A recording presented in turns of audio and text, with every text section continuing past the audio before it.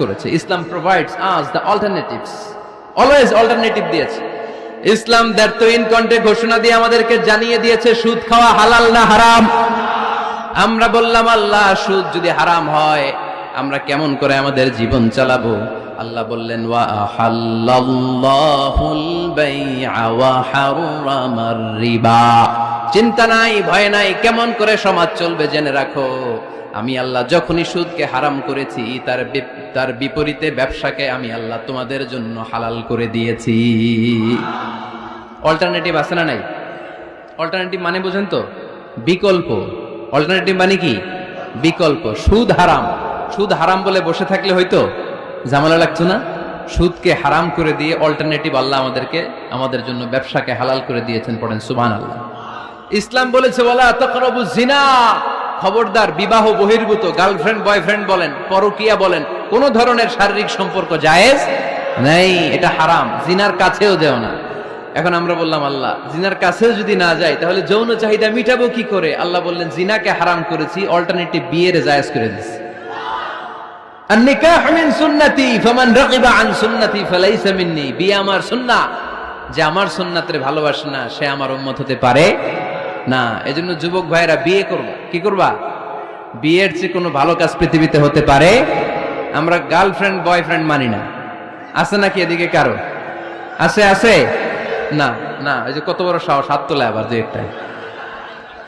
এগুলার পুরা দেহটাই কলিজা। আমার সামনে বসে হাত তুলতেছে, আমার আছে। দেখছেন পুরাটাই কলিজা এগুলার। না, এই জিএফ বিএফ এগুলোর সাথে আমরা নাই। আমরা বিয়ে করব। বিয়ে করলে বরকত দেয় কে? ছেলের বাপ মেয়ের বাপ সহজ করে দেন, সহজ করে দিবেন।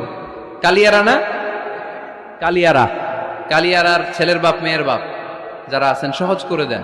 ছেলে যদি মেয়েকে পছন্দ করে, মেয়ে যদি ছেলেকে পছন্দ করে, ছেলে যদি নামাজি হয়, কর্মঠ হয়, মেয়ে যদি ভদ্র হয়, বাদ সাধবেন না, বিয়ে দিয়ে দেন। কারণ বিয়ের চেয়ে ভালো কাজ আর হতে পারে না। এই যে পোলাপানের গলার আওয়াজ বেড়ে গেছে। এখন মহা খুশি, এখন আজারি হুজুর জিন্দাবাদ। এখন আর আমার বিরোধী কেউ নাই এই জায়গায়, সবাই হাত করে ফেলছি আমি, আগেও নাই। মাশাআল্লাহ। তো এই জন্য বিয়েটাকে সহজ করেন। খেয়াল করবেন যেই সমাজে বিয়ে করা কঠিন ওই সমাজে জিনা করা সহজ। যেই সমাজে জিনা করা কঠিন ওই সমাজে বিয়ে করা সহজ। ঠিক কিনা? পুরো উল্টো। বাংলাদেশে কোনটা করা কঠিন? হ্যাঁ, বিয়ে করা কঠিন। বিয়েতে ফ্ল্যাট লাগবে, ছেলের গাড়ি লাগবে, নিজের পায়ে দাঁড়ানো লাগবে, 10 লাখ টাকা মোহরানা লাগবে। জিনার জন্য কি লাগবে? কিচ্ছু লাগবে না, টোনাটুনি রাজি, তুমি আমি রাজি। অবৈধ সম্পর্ক হতে আর কিছু লাগে না। চিল্লায় বলেন ঠিক কিনা? কিন্তু বিয়েতে অনেক কিছু লাগবে, এইটা ওইটা। ছেলেরা কই তুই নিজের পায়ে দাঁড়া, তুমিও নিজের পায়ে দাঁড়ায় দেখাবে, এই যে নিজের পায়ে দাঁড়াইছে। তো এতদিন সে কার পায়ে দাঁড়াইছে? নিজের পায়েই তো দাঁড়াইছে। সহজ করবেন, বিয়েরে কঠিন করেন না। এই যে আমার নানা ভাই আছে, নানা ভাইয়ের এখানে যাবেন, নানা ভাইয়ের মসজিদ দেখলাম, কাবা ঘরের যে ডিজাইন, আর্কিটেকচারাল ডিজাইন, ওই সিস্টেমে মসজিদ। আজকে জোহরের সালাত করলাম, ওই মসজিদে নানা ভাই বিয়ে পড়ায় দিবে। সবাই চলে যাবে নানা ভাইয়ের কাছে। রাজি আছো সবাই? ওই যে খুশি, সব খুশি। দেখছেন বিয়েটা যে ভালো জিনিস তার প্রমাণ। বিয়ের কথা কইলেই পোলাপান খালি হাসে। এটা জান্নাতি সম্পর্ক। তো এই কারণে সাইয়েদনা আদম আলাইহিস সালাম আর হাওয়া আলাইহাস সালাম দুইজনকে বিয়ে পড়াই দিছিল কে? এই দুইজন এমন দুইজন মানব আর মানবী, ওনাদের কোনো শৈশব ছিল না, ওনাদের কোনো কৈশোর ছিল না, যৌবন দিয়েই শুরু। এজন্য আগে আল্লাহ বিয়ে পড়াই দিছে। কথা কয় না? ওই মেয়ে আপনার শৈশব আছে না নাই? কৈশোর। আদম আলাইহিস সালামের শৈশব, কৈশোর। হাওয়া আলাইহাস সালামের শৈশব, কৈশোর। জীবন শুরু করছে কি দিয়া? যৌবন দিয়ে। বিয়ের দরকার আছে না নাই? এজন্য আল্লাহ জান্নাতেই বিয়ে পড়ায় দিলেন। বিয়ের সম্পর্কটা জান্নাতি সম্পর্ক, বিয়ের ভালোবাসাটা জান্নাতি ভালোবাসা। এর চাইতে পবিত্র ভালোবাসা দুনিয়ায় হতে পারে? তাহলে ইসলাম কোন জিনিসকে হারাম ঘোষণা দিয়ে মুখে কুলু পেটে বসে থাকে নাই, অল্টারনেটিভ সাজেস্ট করেছে। সুদ খাওয়া হারাম, অল্টারনেটিভ ইসলাম আমাদেরকে বলে দিল ব্যবসা হালাল। জিনা করা হারাম, পরকীয়া হারাম, গার্লফ্রেন্ড বয়ফ্রেন্ডের এই কালচার হারাম। তার বিপরীতে বিয়ে করা হালাল। সুবহানাল্লাহ পড়েন। এরপরে ইসলাম বলে মদ খাওয়া হারাম। ইন্নামাল খামরু ওয়াল মাইসির ওয়াল আনসাবু ওয়াল আজলামু রিজসুম মিন আমালিশ শাইতানি ফাজতানিবু। খবরদার, মদ, জুয়া, লটারি এগুলো হারাম করে দিয়েছে কে? আল্লাহ বললেন মদ খেও না, মদ তোমাদের জন্য হারাম ঘোষণা করা হলো। আমরা বললাম আল্লাহ, শীত প্রধান দেশে মদ খেলে শরীরটা গরম থাকে, মদ না খেলে তো বেঁচে থাকার উপায় না। স্ক্যান্ডিনেভিয়ান কান্ট্রিগুলোতে, সাইবেরিয়াতে মদ না খেলে ওদের বাঁচার উপায় নাই। এখন অল্টারনেটিভের দরকার আছে না নাই? আল্লাহ বললেন মদকে হারাম করেছি, কিন্তু মধু খাওয়াকে হালাল করে দিয়েছি। মধু খান আপনারা? আজকে খাইছেন কে কে দেখি? আজকে অনেকে খাইছেন? মাশাআল্লাহ, হাত নামান। মধু 5-6 চামচ খেয়ে দেখেন একসাথে। মদের বাবা এটা, চিল্লায় বলেন ঠিক কিনা? শরীর গরম হবে, অনেক অনেক শক্তি হবে। মধুর মধ্যে আছে ফ্রুকটোজ, কি আছে? ফলের মধ্যে আছে সুক্রোজ, আর চিনিতে আছে গ্লুকোজ। ফ্রুকটোজ আর সুক্রোজ এটা স্বাস্থ্যসম্মত, এটা ভেরি হেলদি ডায়েট। এটা খাবেন, তাহলে সুস্থ রাখবে কে? তাহলে সুক্রোজ খাবো, ফ্রুকটোজ খাবো, আর গ্লুকোজ কমাই দিব। রাজি আছেন তো? এরপর ইসলাম আমাদেরকে বলল ঢোল বাদ্য বাজানো এটা হারাম, অশ্লীল গান বাজনা হারাম, নাচানাচি হারাম। আমরা বললাম আল্লাহ, বিনোদনের একটা মাধ্যম তো আমাদের লাগবে। ইসলাম বলল ইসলামী নাশিদ যদি তুমি গাও সেটা হালাল। ঢোল হারাম, কিন্তু তার বিপরীতে দফকে হালাল করেছে কে? ঢোলের দুই দিকে আটকানো, এটা বাজালে নেফাকি তৈরি হয়, ধামধাম আওয়াজ তৈরি হয়, এমন বিট তৈরি হয় ডান্স দিতে মনে চায়। আছে না নাই? প্রায় মাঝে মাঝে দেখি ওই গায়ে হলুদের অনুষ্ঠানে ইত্যাদি ইত্যাদি অমুক অনুষ্ঠানে বাসার ছাদের উপরে এমন বিটে হেভি মিউজিক্যাল ইনস্ট্রুমেন্ট দিয়ে এমন গান ছাড়ে, পুরো এলাকাটা কাঁপে ওনাদের সাথে। দুম্মা চলে, দুম্মা চলে, খালি কি চলে? দুম্মা চলে। খেয়াল করছেন? আপনার কাছে যদি বাজায় এই টেবিলটা কাঁপবে, সাথে সাথে আপনার শরীরও কাঁপবে, আপনাকে ক্রেজি বানাবে। ইসলাম বলেছে না, যেটা তোমাকে ক্রেজি বানায়, যেটা তোমাকে অস্থির বানায়, যেটা তোমাকে অশ্লীল বানায়, ওটাকে হারাম করেছে কে? কিন্তু তার বিপরীতে সুস্থ বিনোদন আমাদের জন্য হালাল করে দিয়েছে কে? ঢোল বাজানো হারাম, কিন্তু ঢোলের বিপরীতে ইসলাম আমাদের জন্য দফ বাজানো জায়েজ করে দিলেন। আল্লাহর হাবিব সাল্লাল্লাহু আলাইহি ওয়াসাল্লাম যখন মক্কা থেকে হিজরত করে মদিনাতে গেলেন, মদিনার সানিয়াতুল ওয়াদা নামক জায়গায় মদিনার আবাল বৃদ্ধ বনিতা, সাহাবারা, নারীরা, পুরুষেরা, ছোট্ট সোনামণিরা দফ হাতে নিয়ে বিশ্বনবীকে ওয়েলকাম জানাতে শুরু করলো। তালাআল বাদরু আলাইনা মিন সানিয়াতিল ওয়াদা ওয়াজাবা শুকরু আলাইনা মাদআ লিল্লাহি দা আইয়ুহাল মাবউসু ফিনা جئت من أمر المطاع جئت شرفت المدينة مرحبا يا خير دا সবাই পড়েন طلع البدر علينا من ثنيات الوداع وجب الشكر علينا مدعا لله دا সুবহানাল্লাহ পড়েন। এই যে আমরা নাশিদটা গাইলাম, এটা হালাল না হারাম? সাথে যদি দফও থাকতো, আমরা যদি দফও বাজাইতাম, এটা হালাল না হারাম? এটা হালাল। দেখেন কি সুন্দর চেক এন্ড ব্যালেন্স, ইসলাম চেক এন্ড ব্যালেন্স করেছে। কতটা ভারসাম্যপূর্ণ জীবন ব্যবস্থা আমরা পেয়েছি, কত চমৎকার আমাদের শরিয়া।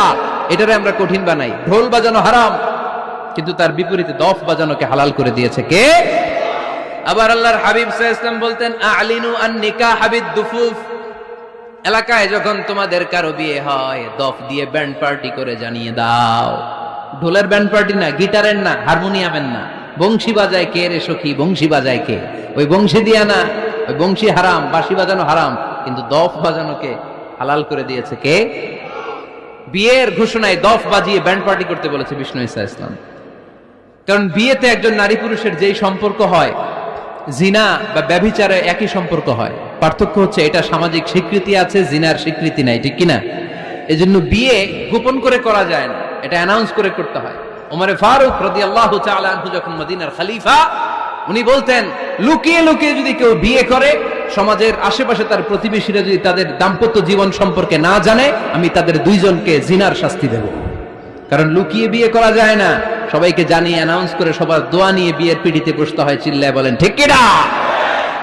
এজন্য ইসলাম শুধু হারাম বলে জিকির করে নাই, যেখানেই হারাম তার বিপরীতে ইসলাম হালালের বিকল্প দিয়েছে। ঠিক কিনা?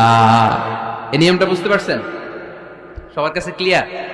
4 নম্বর মূলনীতি হচ্ছে, ইসলাম যেই জিনিসটাকেই হারাম বলেছে তার পেছনে লজিক আছে, যুক্তি আছে, কারণ আছে। 3টা কারণ থাকার কারণে কোনো বিষয়কে ইসলাম হারাম বলে। হয়তো সেটা খাবিস, অপবিত্র, যেমন পেশাব পায়খানা খাওয়া যাবে, হালাল না হারাম? কারণ এটা অপবিত্র। ঠিক কিনা? 2 নম্বর হচ্ছে মুদির, এটা ক্ষতিকর। ইয়াবা খাওয়া, এটার মধ্যে অনেক লাভ আছে না? হ্যাঁ, গাঞ্জা খাওয়া, সিগারেট খাওয়া, হ্যাঁ, স্মোকিং কজেস ক্যান্সার। ধূমপানে কি হয়? কর্কট রোগ হয়। পৃথিবীতে এই একমাত্র খাবার যেটা টয়লেটে ঢুকে খাওয়া যায়।